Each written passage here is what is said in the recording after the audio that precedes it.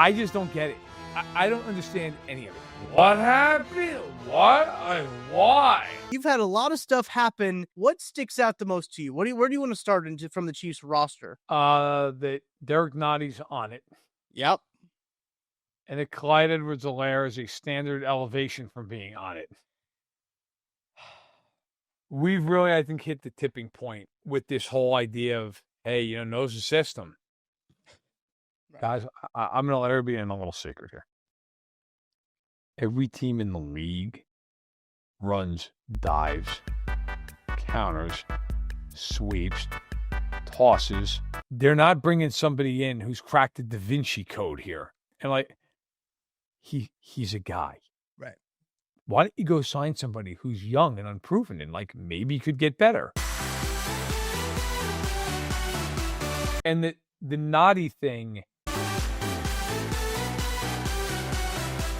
I don't know why they traded for him.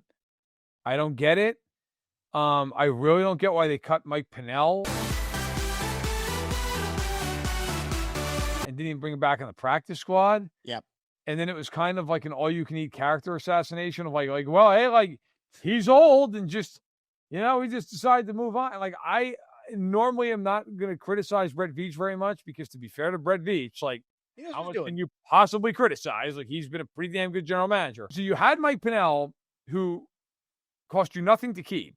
Correct. You then cut Mike Pennel to trade for Derek Notty, who, if they had cut him, which they were clearly going to cut him, yes, you could have just acquired for nothing by just waiting because he's not subject to waivers. I don't understand why Norman Lott now is the size of a refrigerator. It is the weirdest way to use a defensive line. They brought in Norman Lott. Great. This guy, kind of a twitchy, athletic guy, played D-tack, and now it's no, actually, he's refrigerator Perry. It's a very bizarre that whole. The D tackles and the running backs, the way they've handled that this offseason, I have no idea what's happening. Brett Veach. Well, I think with every position group, we're trying to get better and trying to add competition. I think throughout training camp, that was one of the position groups where we had a little bit more active than others. We had a couple of teams. We had some dialogue with some teams, some players, and those players ended up not being moved. And then we had also some dialogue with Cleveland.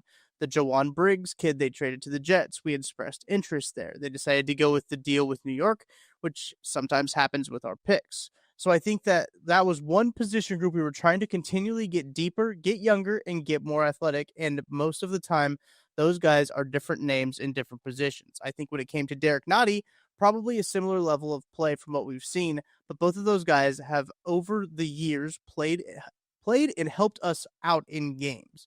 But I do think you take into consideration just the length of the season. Both guys are older and veterans, but Derek is 5 years younger there.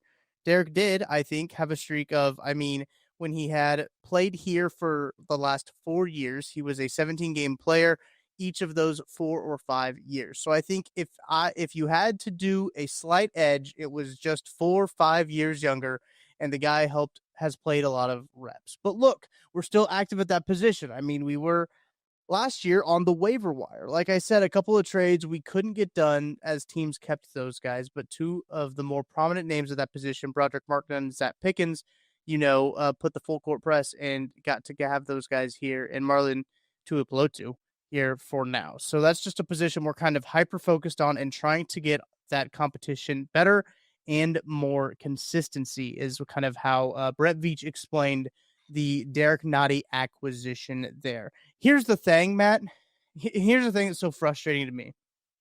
Brett Veach is talking about wanting to add depth to that room. Yes.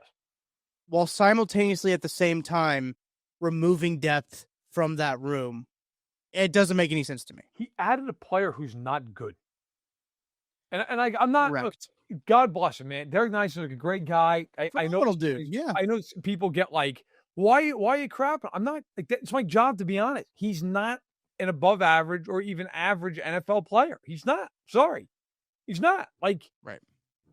There's a reason he went for a pick swap in 2 years from now. Okay. There's a reason for that. Yeah. And so, look, man, he was valued on the market at the same level of Sky Moore. Yeah. Listen, they have a fetish for bringing back guys who they feel know the system, can come in, can just kind of pick up where they left off. And in some cases, I get that. In some cases, I don't. And in this case, in the case of CH, I just don't understand.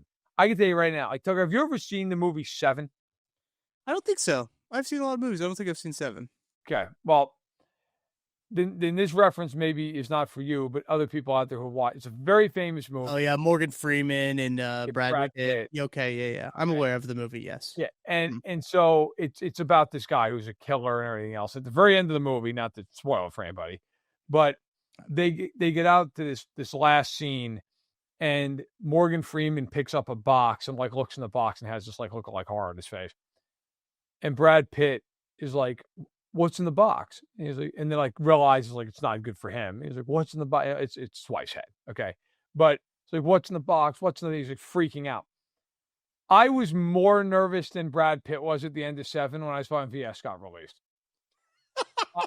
I was like, oh my God, here we go again. 9 wide receivers, here we go. Like, Jason Brownlee, you made it, but you didn't. Because here comes, I was ready to do an emergency pod that lasted 6 hours. I was like, it was going to be like one of those hunger strikes that just go on for like 4 days, like until they finally break. I was ready to jump on here and go for as long as it took. Yep. Okay. And abandon my family because that frankly took precedent. Thankfully the 49ers were like, no. Come on. So the Niners now have him and Sky Moore and DeMarcus Robinson. 49ers are doing some cleanup work, man. The 49ers are down bad. They're desperate. But it's so funny because it's the opposite of like what the Chiefs did in the 90s with all the quarterbacks in San Francisco. Like now the Niners are like our time to shine, boys. Like, let's just bring them all in. If Justin Watson had gotten cut by Houston, man was headed for San Francisco. They don't have any. It is honestly so sad. Like what is going on in San Francisco when you look at their roster, everyone's hurt. Every single person is hurt. Richie James was a Niner at one point. He might be able to go back. It's unbelievable. It's unbelievable. The Niners are just like, are you alive and can catch a football occasionally? Come on in. Right. Yeah, I mean, so that's just wild. But yeah, man, the D tackles, I don't know what the hell's happening. It's really weird. It's really weird because like Mike Pennel, like legit a month ago, was talking about how much he loved being in Kansas City and how much like he loved the organization and how much he went elsewhere and couldn't stop thinking about Kansas City and still kept in contact with him. Literally less than a month ago. That was at training camp. I think July 25th is actually when he said that. Maybe also a little bit over than a month ago. But I want to talk about what also Veach said about bringing Mike Pennel back, practice squad, whether it's down the season, down the line, when Derek Nottie gets hurt or whatever, when they have like some depth. He said, I think we'd always be open to that for sure. Mike's a guy that, he's a special human being. We love Mike, and he's one of those guys that I feel like every time we've gotten him back in short spurts, he's been the best that he has.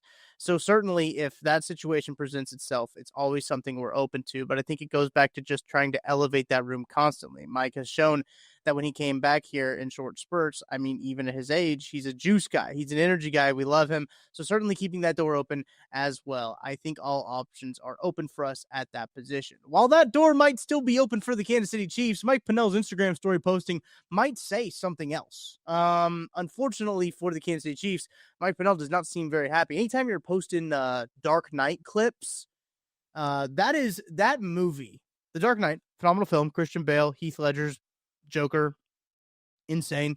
But that movie and that personality of like the Joker, Heath Ledger, that is like an arc that athletes take whenever something happens. They're like, all right, I'm going to be the Joker now.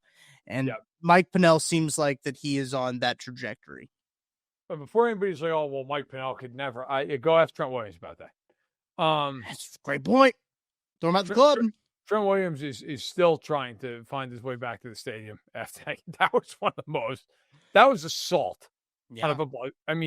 You don't see Trent Williams get knocked around the field too much. Mike Pennell played like he was Joe Green in that game.